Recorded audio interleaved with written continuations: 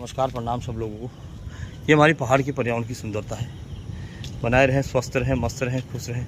हर हर महादेव शंकर भगवान की जय हो। विभिन्न प्रकार के जीव जंतु घर है पर्यावरण के अंदर में, और हमारे शरीर स्वास्थ्य के लिए हवा पानी फल फ्रूट इसी पर्यावरण से प्राप्त होते हैं, जिससे हम स्वस्थ और मस्त खुश रहे। बोलो हर हर महादेव शंकर भगवान की जय।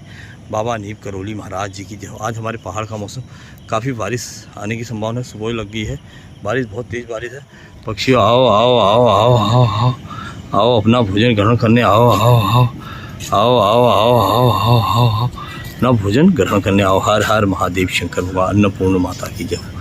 अंधन को आंख दिए, कोढ़न को काया, बाधन को पुत्र दिए, निर्धन को माया। आओ पक्षियों अपना भोजन करने लगे। ओम सूर्य देवाय नमः, सूर्य देवाय नमः, सूर्य नारायण भगवान की जय। बोलो सूर्य देव भगवान की जय। बोलो शंकर भगवान की जय हो। विष्णु देवाय नमो, भगवते वासुदेवाय नमो, शंकर भगवान की जय हो। बृहस्पति देव अन्नपूर्ण माता, 33 कोटि देवता, श्री गणेशाय नमो भगवते। पक्षियों आओ अपना भोजन ग्रहण करें। हर हर महादेव शंकर भगवान। अन्नपूर्ण माता की जय हो।